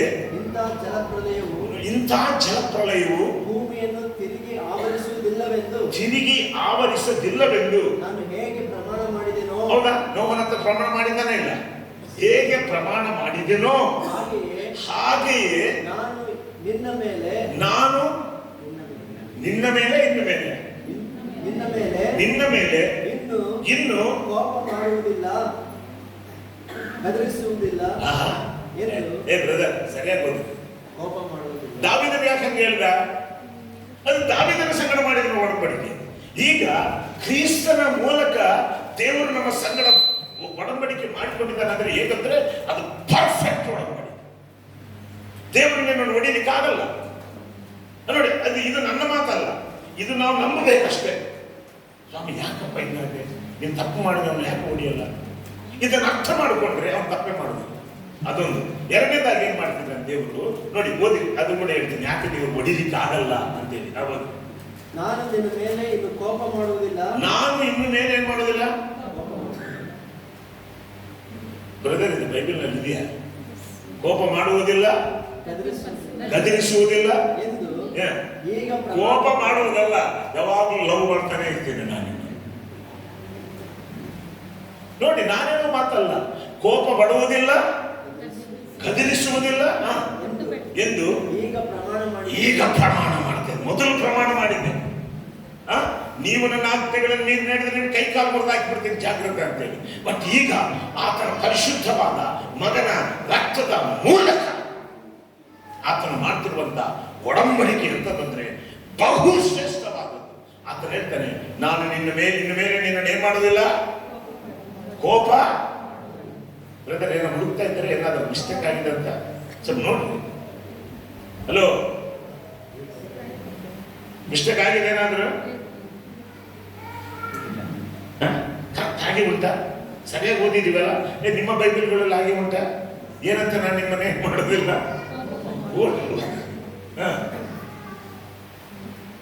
ಕೋಪ ಮಾಡುವುದಿಲ್ಲ,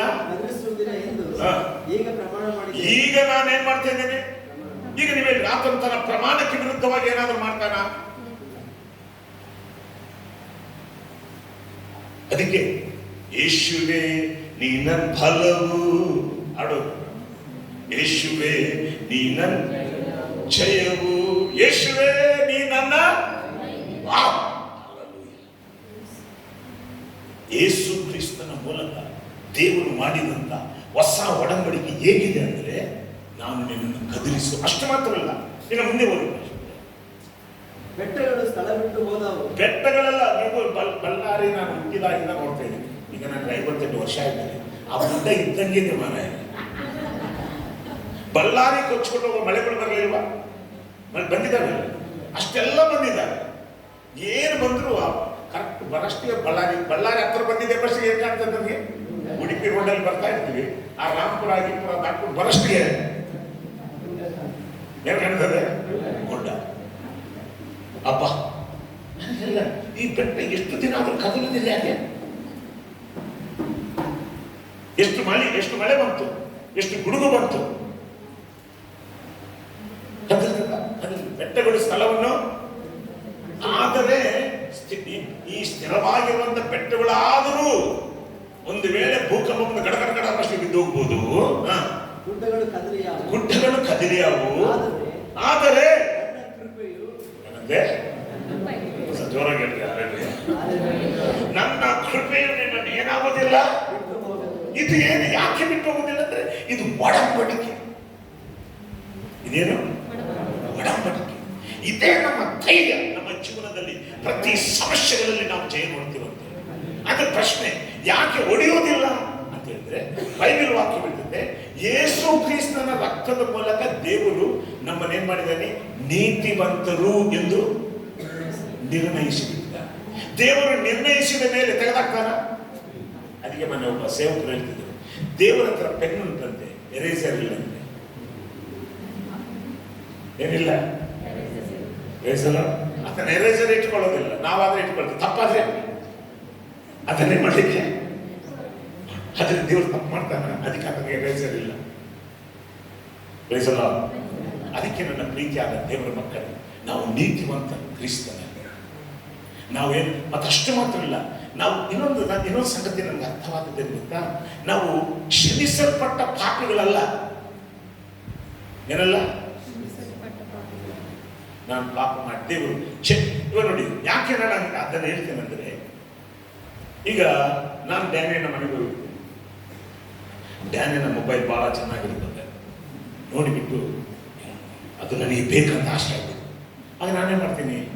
ಪ್ರಾರ್ಥನೆ ಮಾಡುವ, ಸ್ತೋತ್ರಂ ಸ್ತೋತ್ರಂ ಸ್ತೋತ್ರಂ ಸ್ತೋತ್ರಂ ಸ್ತೋತ್ರಂ ಅಂತ ಸೋತ್ರಂ ಅಂತೇಳಿ ಎಲ್ಲಿಟ್ಬಿಟ್ಟೆ, ಫೋನನ್ನು ಒಳಗೆ.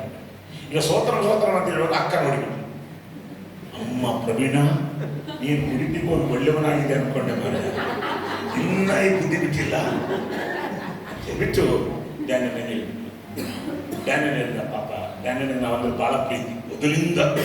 ನಾನೇನು ಗೊತ್ತಾ, ಈಗ ಅಣ್ಣವ್ರ ಮುಂದೆ ಪ್ರಸಂಗ ಮಾಡೋ ಶಕ್ತಿ ನನಗಿಲ್ಲ, ಚಿಕ್ಕ ಹುಡುಗ ಇವ್ರ ಮುಂದೆ, ಅಕ್ಕನವರ ಇವರೆಲ್ಲರ ಮುಂದೆ, ಬಳ್ಳಾರಿ ನಮ್ಮ ರವೇಣ್ಣ ಇವರೆಲ್ಲ ಇದ್ದಾರಲ್ಲ, ಪುಟ್ಟಣ್ಣ ವಿಕ್ಟರ್ ಇವರು ಪ್ರಸಂಗ ಮಾಡ್ತಿದ್ರೆ ಮೈಕ್ ಹಿಡ್ಕೊಳ್ತಾ ಇದ್ದೀವಿ ನಾವು ಅಲ್ಲೇ.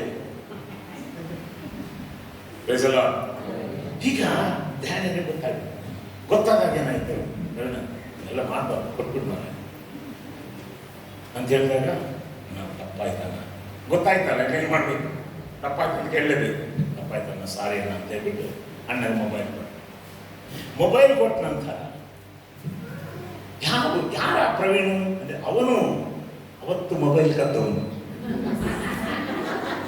ಕ್ಷಮಿಸಲ್ಪಟ್ಟಾಗ್ಲೂ ನಿನ್ನೇನನ್ಬೋದು ಅದೇ ಪ್ರವೀಣಿನ. ಆದ್ರೆ ಇಲ್ಲಿ ನಡೆದ ಮಹತ್ತರವಾದ ಅದ್ಭುತವೇನೆಂದ್ರೆ ಆ ಕದ್ದವನೇ ಇಲ್ಲದಾಗ ದೇವರು ಮಾಡಿಬಿಟ್ಟಿದ್ದಾನೆ. ಅದು ವಿಶೇಷ ಬೈಬಲ್. ಏನ್ ಗೊತ್ತಾ, ಆತನು ಸತ್ತಾಗ ನಾವು ಆತನ ಕೂಡವೇ ಏನಾಯ್ತಂತೆ, ಓ ಹಲ್ಲೆಲೂಯ, ನಾವು ಕೂಡ ಆತನ ಕೂಡ ಏನಾದೆವು.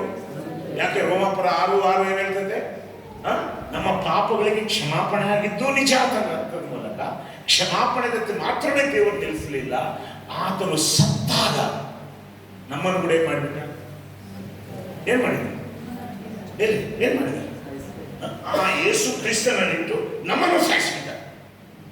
ಇವಾಗ ಹಳೆ ವ್ಯಕ್ತಿ ಏನಾಗ್ಬಿಟ್ಟ,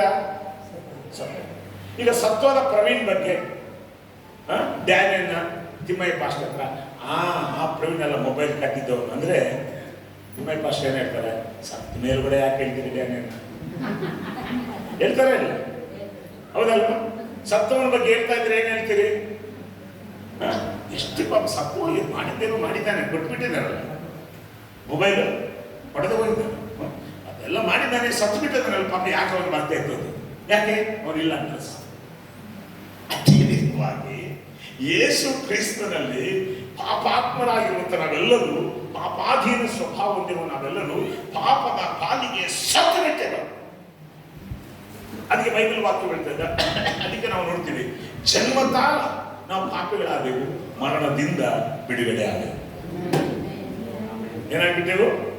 ಅದಕ್ಕೆ ನೋಡಿ, ರೋಮಾಪುರದವರ ಬರೆದ ಪತ್ರಿಕೆ 6ನೇ ಅಧ್ಯಾಯ, ಬೇಗ ನಾವು ಮುಗಿಸ್ತೇವೆ. ರೋಮಾಪುರದವರ ಪತ್ರಿಕೆ 6ನೇ ಅಧ್ಯಾಯ 6ನೇ ವಚನ.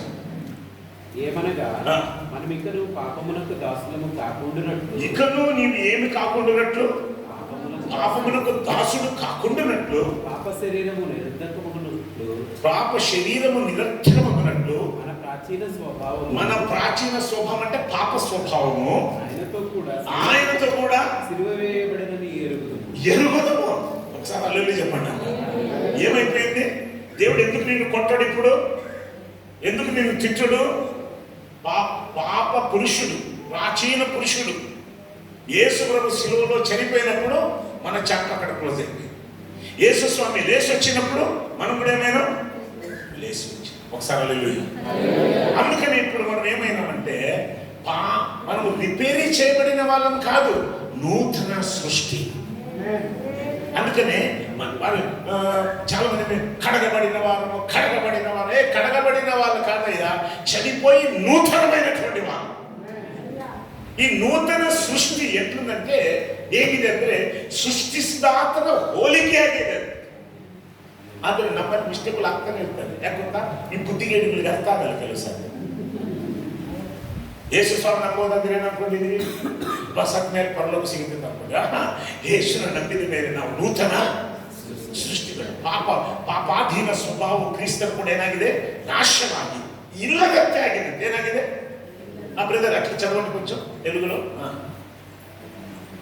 ప్రాచీన స్వభావము ఆయనతో కూడా వేయబడినని ఎరుగుదు, చనిపోయిన వాడు పాప విముక్తుడని. ఒకసారి హల్లెలూయా చెప్పండి. ఎందుకు పాప విముక్తులము? ఎందుకు ఇంకా మనము పాపలము కాదు? చచ్చిపోయినాము. సత్తవనేనాదా? హలో, సత్తవనేనాదా? పాపದ ರಕ್ತ ತೊಳೆದಿಲ್ಲ ನಮ್ಮ. ಅದಕ್ಕೆ ಬಹಳ ಸರಿ ಇಸರ್ ಬಂದಾಗ ನೋಡೋಣ, ರಕ್ತವು ನಮ್ಮನ್ನು ತೊಳಿಲಿಕ್ಕೆ ಆಗೋದಿಲ್ಲ, ರಕ್ತದಿಂದ ದೇವರು ನಮ್ಮ ನೀತಿವಂತರಂತ ನೋಡಿದ್ದಾರೆ.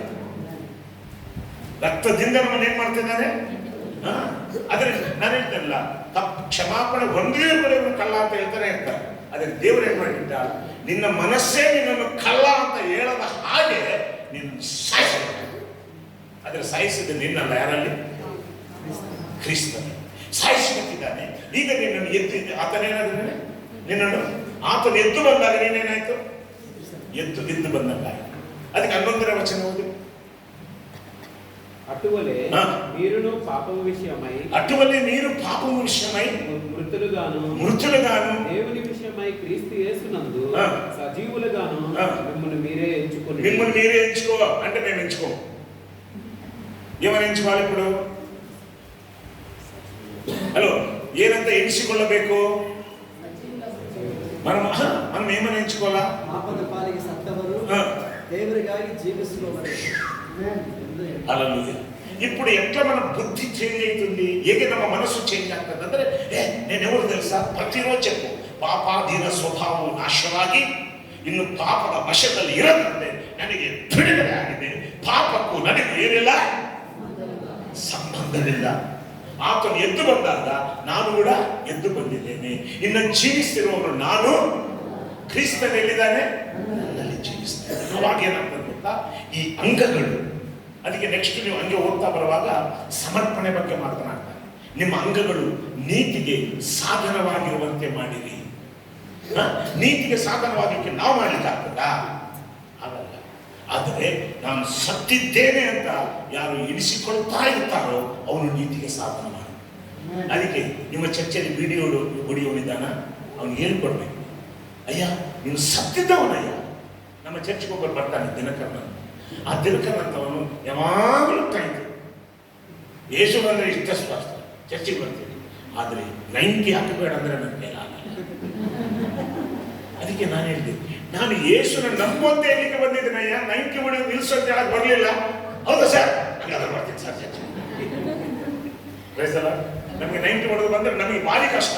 ಯೇಸುಗೆ ಕಷ್ಟ ಇಲ್ಲ, ನಿನಗೆ ಕಷ್ಟ? ಹಲೋ, ತನ್ನ ಜನರನ್ನು ಅವರ ಪಾಪದಿಂದ ಬಿಡಿಸೋರು ಯಾರು?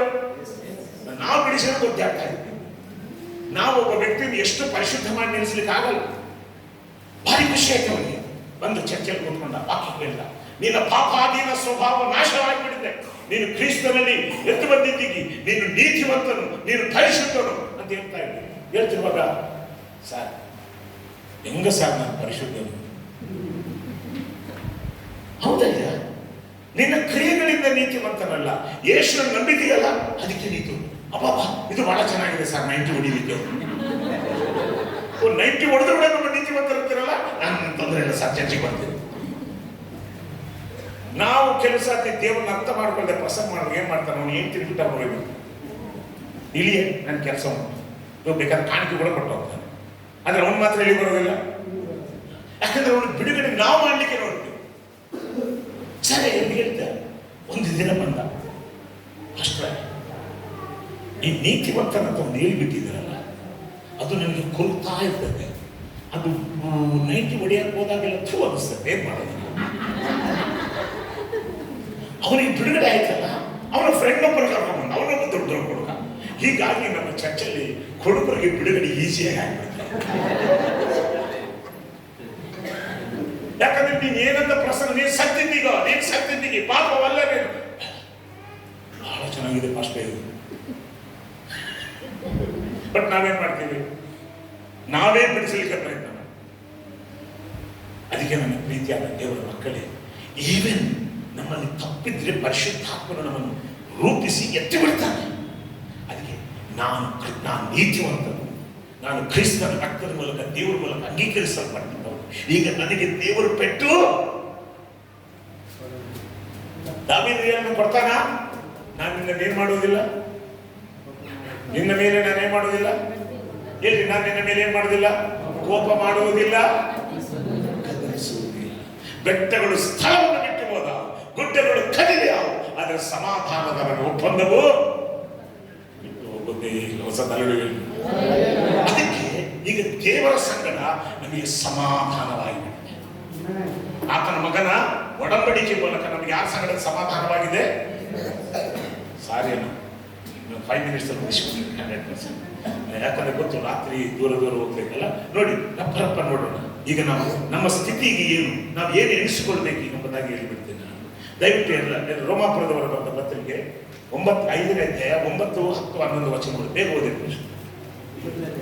ఏలైనగా ఒక మనిషిని అవిధేయత వలన అనేకులు పాపులుగా 9వ వచనం నుండి బ్రదర్. 5వ అధ్యాయం 9వ వచనం. కాబట్టి ఆయన రక్తము వలన ఇప్పుడు నీతిమంతులుగా తీర్చబడి మరింత నిశ్చయముగా much more guarantee. Hello, what is the guarantee of your life? Jesus is the guarantee of my life. Not my good works. ನನ್ನ ಒಳ್ಳೆಯ ಕ್ರಿಯೆಗಳಲ್ಲ. Hallelujah. ಅದಕ್ಕೆ ನಾವು ಆಡೋದು ಯೇಸುವೇ ನೀನನ್ ಏನ್ರಿ ಯೇಸುವೇ ನನ್ನ ಜಯ ಯಾರು? ನನ್ನ ಪ್ರೇಯರ್ ಅಲ್ಲ, ನನ್ನ ಜಯ, ನನ್ನ ಜಯ ನನ್ನ ಯೇಸು. ಯೇಸು ಇದ್ದಾನ, ಅದಕ್ಕೆ ಯೇಸುನಲ್ಲಿ ನನಗೆ ಧೈರ್ಯ. Hallelujah. ಅದಕ್ಕೆ ನೋಡಿ ಒಂದೇ ಒಂದು ವಚನ ತೋರಿಸಿ ಮುಗಿಸ್ಬಿಡ್ತೀನಿ, ಯಾಕಂದ್ರೆ ಕಂಪ್ಲೀಟ್ ಮಾಡ್ಲಿಕ್ಕೆ ಆಗುವುದಿಲ್ಲ. ನೋಡಿ ಎಫೆಸಿದವರ ಬರೆದ ಪತ್ರಿಕೆ 3ನೇ ಅಧ್ಯಾಯ 12ನೇ ವಚನ.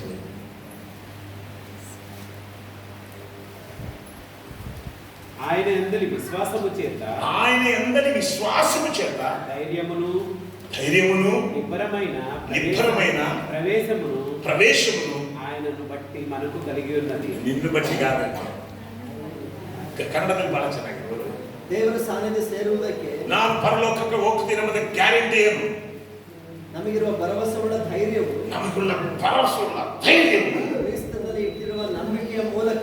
ಕ್ರಿಸ್ತನಲ್ಲಿ ಇಟ್ಟಿರುವ ನಂಬಿಕೆಯ ಮೂಲಕ ಆತನಲ್ಲಿಯೇ ನಮಗುಂಟಾಯಿತು. ಹೊಸ ಜ್ವರ ಯಾವುದರ ಮೂಲಕ ಉಂಟಾಗ್ತದೆ? ನೀನು ಯೇಸು ಕ್ರಿಸ್ತನ ನಂಬಿಕೆ ಇಡ್ತಿದ್ದೀಗ, ಗ್ಯಾರಂಟಿ ಪರಲೋಕ. ನೀನು ಯೇಸು ಕ್ರಿಸ್ತನಲ್ಲಿ ನಂಬಿಕೆ ಇಟ್ಟಿದ್ದೀಯಾ, ಆ ಹೊಸ ಒಡಂಬಡಿಕೆ ನಂಬುತ್ತಿದ್ದೀಯಾ, ದೇವರ ಸಂಗಡ ನಿಮ್ಗೆ ಏನಾಗಿದೆ? ಸಂಧಾನ, ಪೀಸ್ ವಿತ್ ಗಾಡ್. ಹಿಂಗ ಏಷ್ಯಾ ಪ್ರವಾದನದ 59ನೇ ಮಾರ್ಗಲೇನು? ನೀ ಪಾಪವನ್ನು ಕನ್ನಡದಲ್ಲಿ ಹೇಳ್ತೇವೆ, ನಿಮ್ಮ ಪಾಪಗಳು ನಿಮ್ಮ ದೇವರನ್ನು ನಿಮ್ಮನ್ನು ಅಗಲಿಸಿದ್ದೇವೆ. ನಿಮ್ಮ ಪ್ರಾರ್ಥನೆ ಕೇಳಿದಾಗೆ ಅದನ್ನ ಏನ್ ಮಾಡಿದ್ದೇವೆ? ಎಲ್ಲ ಅಗಲಿಸೋದೆಲ್ಲ ಹೋಗ್ಬಿಡ್ತು. ಯಾರು ಬಂದ್ಬಿಟ್ರು?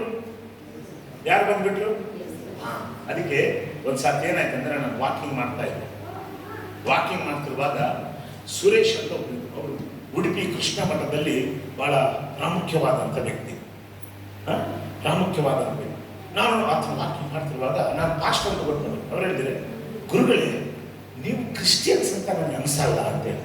ಅಮ್ಮ, ನಮಗೆ ಸ್ವಾರ್ಥ ಹೇಳೋದು ಭಾರಿ ಕಷ್ಟ ಇಲ್ಲ, ಬಟ್ ಅದ್ರ ಚಾನ್ಸ್ ಬಿಟ್ಟಾಗ ಮಾತ್ರ ಬಿಡುಗಳು. ಚಾನ್ಸ್ ಬಿಟ್ಟಾಗ ಚಪಾತಿ ಹೊಡೆದು ಬಿಡ್ತೀವಿ ಅಷ್ಟೇ. ಈ ಬರ್ತಡೆಗೆ ಮದುವೆಗೆ ಸಿಗ್ತಾರಲ್ಲ, ಆಗ ಮದುವೆ ಗಿದ್ವೆ ಎಲ್ಲ ಬದಿಗಿಟ್ಬಿಡೋದು, ಸ್ವಾರ್ಥ ಕೊಟ್ಬಿಡೋದು ಅಷ್ಟೇ. ಈ ಮದುವೆ ಪ್ರಸಂಗ ಎಲ್ಲ ಮತ್ತೆ ಸರಿ ಏನ್ ಮಾಡೋದು? ನಾನು ಹೇಳಿದೆ, ನಿನಗೆ ಯಾಕೆ ಆ ಡೌಟ್ ಬಂತು ಅಂದ್ರೆ, ನೋಡು ನಿನಗೆ ಕಿವಿಗೆ ಚುಚ್ಚಿದ್ದಾರೆ, ನಿನ್ನ ಕಿವಿಗೆ ನಮ್ಮ ಕಣ್ಣು ಎಲ್ಲೆಲ್ಲಿ ಹೋಗಿದೆ ಮಾಡಿ. ಒಬ್ಬರು ದೇವರು ರಕ್ಷಿಸ್ಕೋಬೇಕಂದ್ರೆ ಇದೆಲ್ಲ ತೋರಿಸ್ತಾ ಇರ್ತಾರೆ.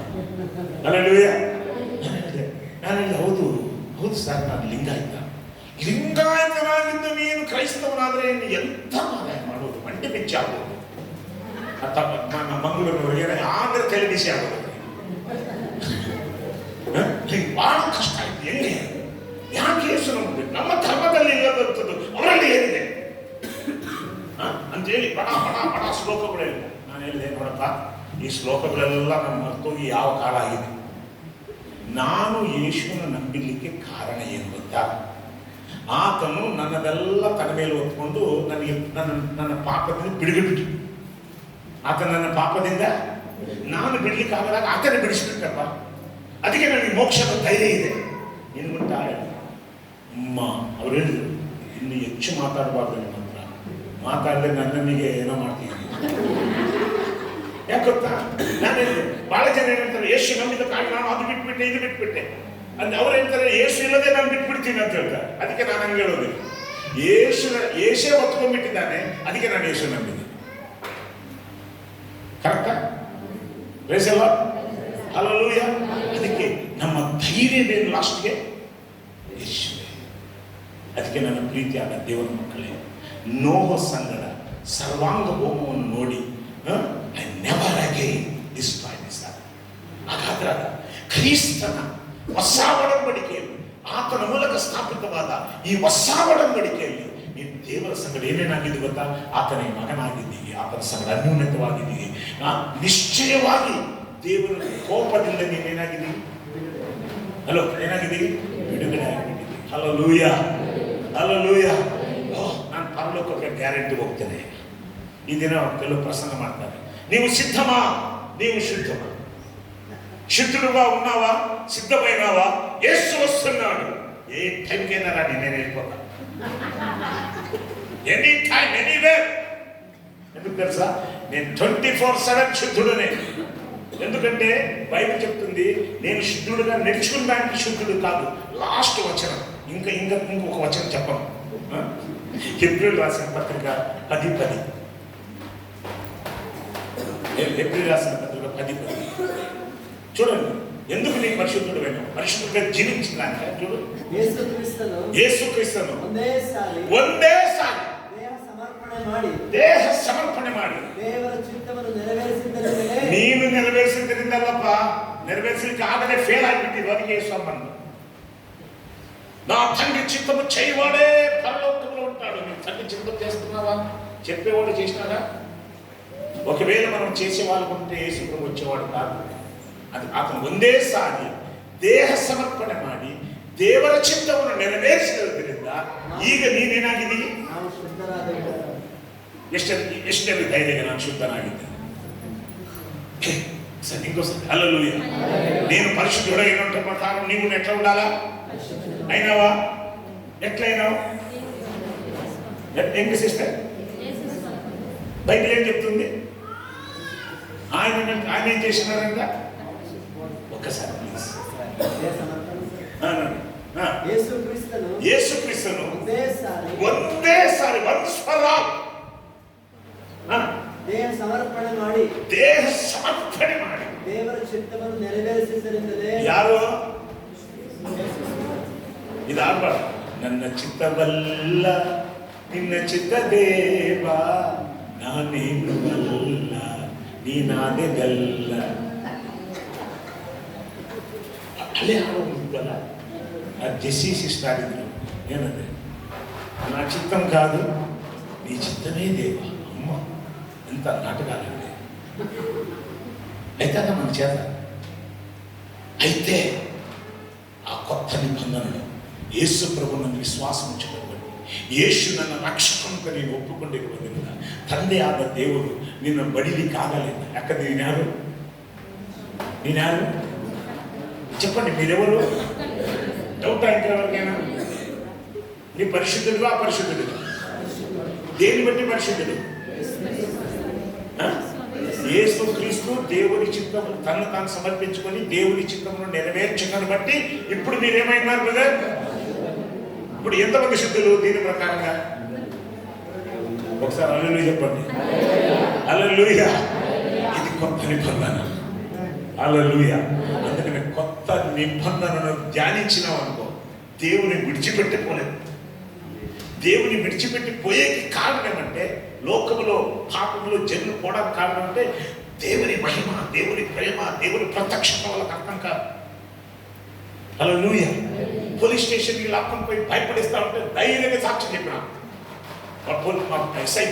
సిఐ కోపం వచ్చి, నిన్ను వాడాలి పెడితే తీసేత పర్మిషన్ తప్పకుండా సూపర్ సార్ ಅಲ್ಲಿ ಹಾಕ್ಬಿಟ್ರಿ 4 ಜನಕ್ಕೆ ಧೈರ್ಯವಾಗಿ ಸುವಾರ್ತೆ ಹೇಳ್ಬೋದು. ಆಗ ಹೇಳಿದ್ರು, ಹೋಗ ಅಂತ ಹೇಳಿದ್ರು. ಹೋಗು ಅಂತ ಹೇಳಿದ್ರು. 15 ವರ್ಷ ಆಯ್ತು, ಕರೀಲೇ ಇಲ್ಲ ಮತ್ತವ್ರು. ಅದಕ್ಕೆ ನಮ್ಮ ಸಭೆ ಚೆನ್ನಾಗಿ ಕೇಳಿ, ಕ್ರಿಸ್ತನಲ್ಲಿ ಆ ಹೊಸ ಒಡಂಬಡಿಕೆಯಲ್ಲಿ ನೀವು ಆತನ ಸಂಗಡ ಒಂದಾದವರು, ಪರಿಶುದ್ಧರು, ನೀತಿವಂತರು, ನಿರ್ದೋಷಿಗಳು. ಯೇಸು ಸ್ವಾಮಿ ಯಾವಾಗ ಬಂದರು ಎತ್ತಲ್ಪಡೋದು ಫಸ್ಟ್ ನಾನೇ.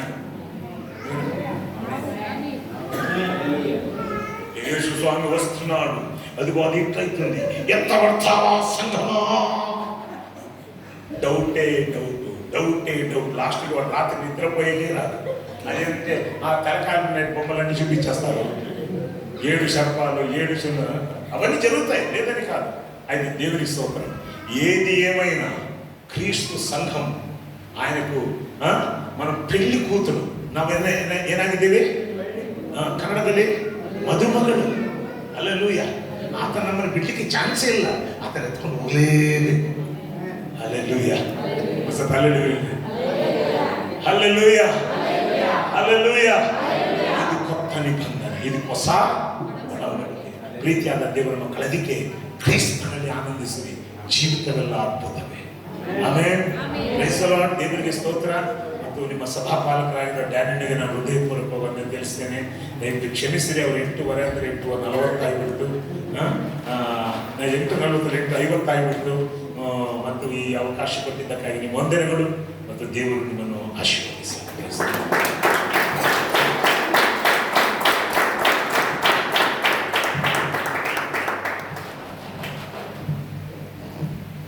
హల్లెలూయా.